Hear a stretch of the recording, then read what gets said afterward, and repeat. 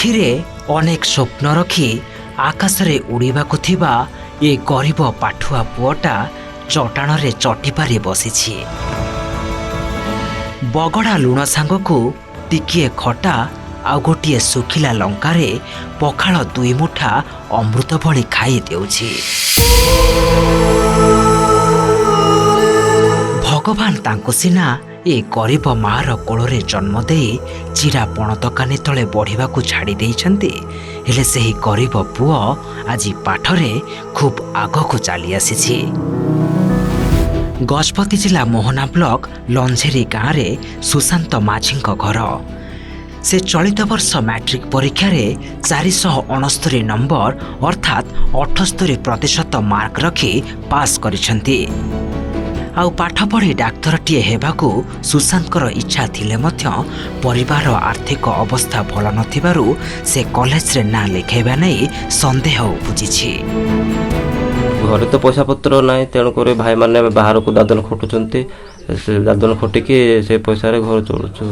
ଦାଦନ ଖଟୁଛନ୍ତି ଆଉ ମୋତେ ପଢ଼ାପଢ଼ିରେ ବି ସେ ଦାଦନ ଖଟିକି ମାନେ ସାହାଯ୍ୟ କରୁଛନ୍ତି ପଢ଼ାପଢ଼ିରେ। ସାର୍ ଏବେ ମୋର ଲକ୍ଷ୍ୟ ଅଛି ଡକ୍ଟର ହେବାଟା ସାର୍।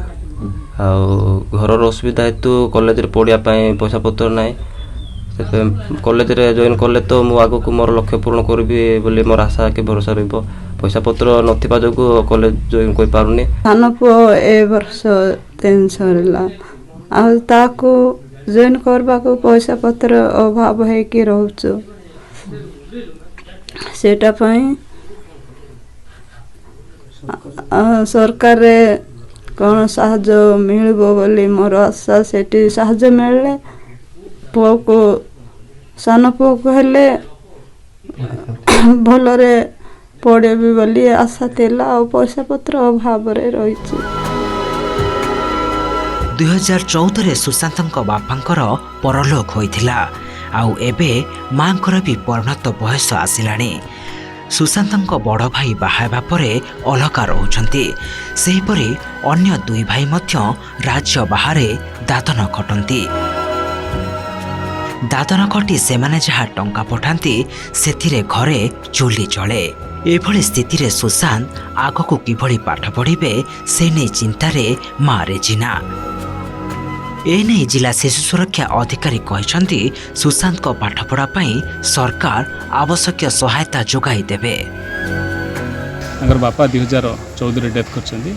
ବହୁତ ଅତ୍ୟନ୍ତ ଗରିବ, ତେଣୁ ତାଙ୍କର ପାଠ ପଢ଼ିବା ଲାଗି ଆମେ ଯଶୋଦା ଯୋଜନାରୁ ତାଙ୍କୁ କଭରେଜ୍ କରୁ।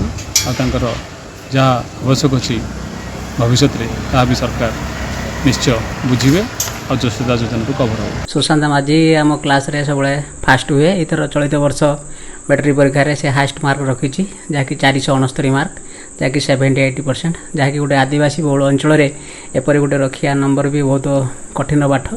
ସେ ବି ବହୁତ କଷ୍ଟରେ ଆସିକି ପାଠ ପଢ଼େ ଏବଂ ଆମ ହଷ୍ଟେଲରେ ରୁହେ ଏବଂ ତାକୁ ସବୁବେଳେ ଆମେ ସହାନୁଭୂତି ସାହାଯ୍ୟ ମଧ୍ୟ ଦେଉ, କିପରି ଭବିଷ୍ୟତରେ ଭଲ କରିପାରିବୁ। ତାକୁ ଯଦି ସରକାରୀ ତରଫରୁ କିଛି ସାହାଯ୍ୟ ସୁବିଧା ମିଳିପାରେ ତାହେଲେ ସେ +2 ସାଇନ୍ସ ଟିକେ ପଢ଼ି ଭବିଷ୍ୟତ ଯେଉଁ ଲକ୍ଷ୍ୟ ରଖିଛି ଡାକ୍ତରୀ ପାଠ ମଧ୍ୟ ପଢ଼ିପାରିବ। ଅର୍ଥ ଏଠି ଇଚ୍ଛାର ବାଟ ହୁଡ଼ିଛି। ଗରିବୀ ପାଠରେ ଡୋରି ପକାଇବାକୁ ଯେମିତି ବାଧ୍ୟ କରୁଛି। ଯଦି ସରକାର ଓ ପ୍ରଶାସନ ସୁଶାନ୍ତଙ୍କ ପ୍ରତି ସହାୟତାର ହାତ ବଢ଼ାନ୍ତେ ତେବେ ଏ ଗରିବ ପୁଅଟା ଡାକ୍ତରଟିଏ ହୋଇପାରନ୍ତା। ମୋହନାରୁ ମିହିର ଜ୍ୟୋତିଙ୍କ ରିପୋର୍ଟ, OTV।